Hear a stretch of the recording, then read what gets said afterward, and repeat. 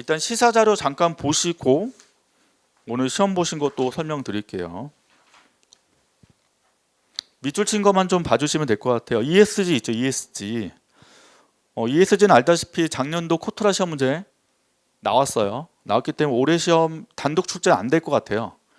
바로 연거푸는 안 나오니까. 근데 ESG는 알다시피 이제 탄소 중립, 환경, 과도 연결됐기 때문에 요거는 단독 주제로 안 나와도 쓸 수 있는 건 있죠, 내용들이 중간중간에. 그저 좀 활용하시라고 오늘자 기사 제가 신문을 하루에 6개 정도 보는데 좀 거기 있는 게 있어서 한번 내용 드렸고 밑줄 친 것만 좀 보시면 될 것 같아요.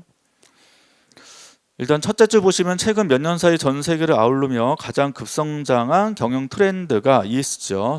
E가 환경 아실 거고, S가 사회, G가 거버넌트 아니죠. 지배구조, 거버넌스라고 하잖아요. 지배구조. 그래서 환경, 사회, 지배구조 경영인데 이제 환경 관련 탄소 중립 관련되기 때문에 ESG라는 개념 안에 탄소 중립 개념도 들어간다고 말할 수 있을 거고.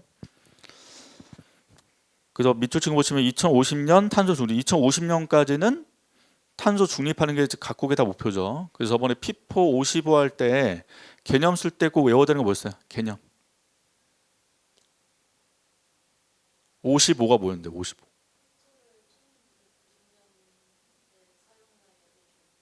언제까지?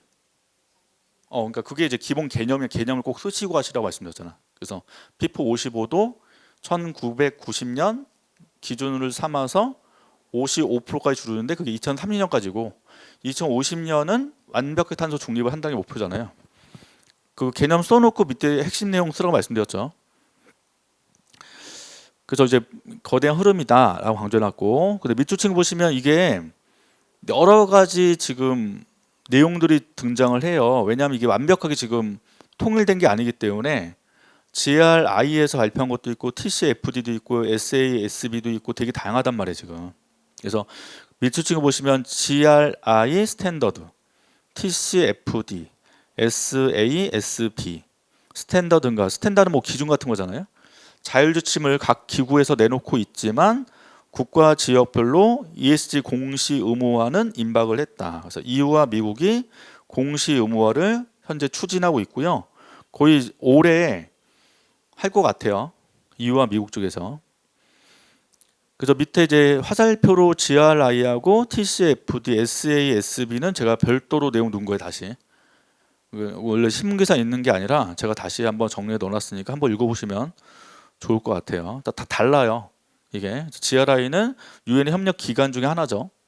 그래서 걔네가 발표한 게 GRI 스탠더드가 된다는 거고, TCFD도 있고 SASB 그건 지속가능성 회계기준위원회니까 회계 재무제표를 발표할 때 지속가능성 이한 회계기준을 만들었단 말이에요.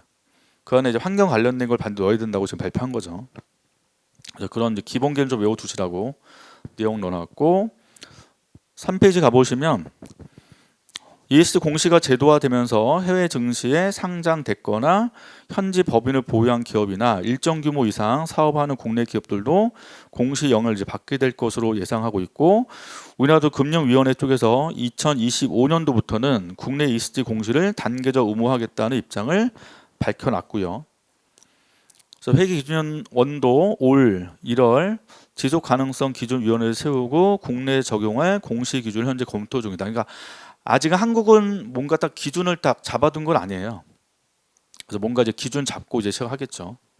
그래서 그런 이제 기본적 용어가 좀 익숙하지 않기 때문에 ESG는 많이 들어보셨지만 세부 지표가 되게 많잖아요. 그래서 그걸 외우시라고 한번 밑줄 넣어놨습니다. 보시면 좋을 것 같고요. 그 다음에 두 번째 기사는 중국 관련 기사인데 오늘 조선일보 나온 거. 그러니까 신문이 좀 뭐가 좋냐면 특집 기사를 내요. 특집 기사를. 그러면 이제 코트라니까 무역협회 같은 경우는 이제 중국 관련된 이슈가 좀 중요하잖아요. 그래서 이제 주제가 뭐냐면 중국을 벗어났더니 오히려 더 좋아졌다라. 이게 핵심이야. 중국 쪽에서 이제 조선일보는 그걸 관점에서 설명해놨거든요. 그래서 밑줄 진 거 딱 보시면 원래 대중 수출 비중이 우리나라가 대략 20%가 항상 넘었잖아요. 넘었는데 올해가 19.4%까지 떨어졌대요. 그러니까 이제 20%가 안 돼요. 현재 올해 안 되고 대미 수출 비중이 18%까지 올라갔다는 거예요. 그러니까 미국 쪽은 올라가고 현재 중국 쪽은 줄고 있더라. 그래서 격차가 크게 좁혀지고 있다는 거고.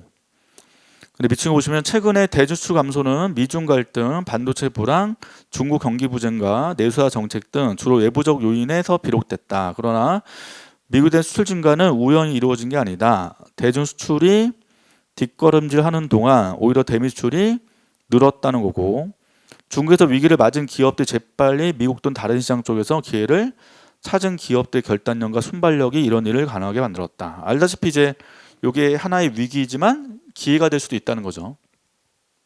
그래서 코트라 기출 문제들 보시면 항상 위기와 기회가 꼭 나와요. 시험 문제에서. 위기 요인은 뭐고 기회 요인이 뭐냐 이런 주제가 나오기 때문에 자주 쓰는 개념일 거고. 자동차 얘기 나와요. 요거 읽다 보면 지금 우리나라 자동차가 중국 비중이 굉장히 줄었잖아요. 근데 세계에서 몇 등이에요? 한국 자동차가? 판매량이? 세계 1등 어디예요? 자동차 그룹 중에서 도요타가 1등이잖아요. 2등이 폭스바겐 쪽이고 원래 현대 기아가 5등이었다가 올라갔거든요. 3등으로 지금. 그러니까 오히려 이제 중국에 탈출했더니 판매량이 많이 늘었다는 거예요. 미국과 유럽 쪽에서. 그러니까 자동차 관련된 사례 같은 거 언급할 수 있거든요.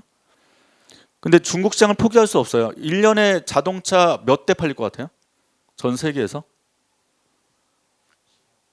전 세계에서, 그러니까 우리나라 자동차 말고 전 세계에서 자동차 이용하는 사람도 있을 테니까 자동차 판매 대수가 있을 거 아니에요. 1년 동안 판매되는 수 8천만 대가 팔려요.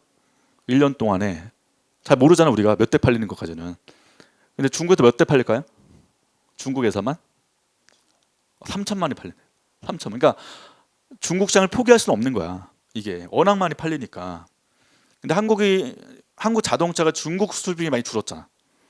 그래서 지금 이제 전략은 뭐냐면 중국에는 좀 고급차 위주로 다시 팔아야 된다 이런 얘기 나와요. 중국 시장을 절대 포기할 수 없기 때문에. 그래서 현대차고 지금 인도전 제3시장과 고급화 전략으로 승부를 걸었다라는 거죠. 그래서 지금 아세안 시장 쪽은 어느 자동차가 많이 팔려요? 중국 차가 많이 팔려요. 중국 전기차 쪽이. 한국이 여전히 전기차 밀려. 오히려 미국, 유럽 쪽에서는 한국 차, 전기차 잘 나가는데 아세안 쪽에서 좀 덜 팔리거든요. 그래서 아세안 쪽 팔기 위해서 고급화 전략이 필요하다 이런 기사들이 막 등장한다는 거죠. 그 다음에 뭐 오늘 기사 보시니까 그거 나오던데 중도 아프리카에 대해서 그 삼성, LG가 현지화 전략을 하고 있다. 그래서 지금 중동 아프리카가 세계 인구의 25%를 차지한대요. 4분의 1. 그래서 중동 아프리카 보시면 이슬람들이 많잖아요. 많다 보니까 이슬람 하루에 5번 정도 기도하잖아요. 기도하니까 거기에 맞는 TV를 세팅했더라고. 그래서 그 기도 시에 맞춰서 TV가 꺼진대요. 시간대별로. 신기하더라고. 그래서 그렇게 다 전략을 시킨 거지 걔네들이. 그래서 많이 팔린다는 거죠. 삼성이 여전히 1등, 30%대, LG가 2등. 그러니까 다 현지화 전략이잖아요. 지금 중국 말고 다른 데 많이 팔아야 되니까. 그러니까 그런 사례들을 이제 오늘 조선일보에 많이 언급해놨거든요. 그런 거 이제 적어놨다가 쓰는 거지. 만약에 이제 대중무역 전략 같은 거 얘기할 때 당연히 이제 대중무역 수출에 대한 얘기하면서 대체재 시장을 얘기할 거고 대체재 할 때 지금 다른 나라에서 어느 기업들 어떤 전략 쓰고 있는지 정도는 기억을 하셔야 되잖아. 그렇죠? 그런 게 이제 사례들이니까 오늘 조선일보 기사 보시면 되게 많거든요. 그런 내용들이. 그래서 오늘 이제 핵심은 요 네모 박스에 있는 거였고 요거 말고 하여튼 뭐 자동차, 뭐 TV, 그다음에 식품 이런 것들 얘기 나오니까 한번 적어서 정리해 주시면 좋을 것 같아요. 아시겠죠?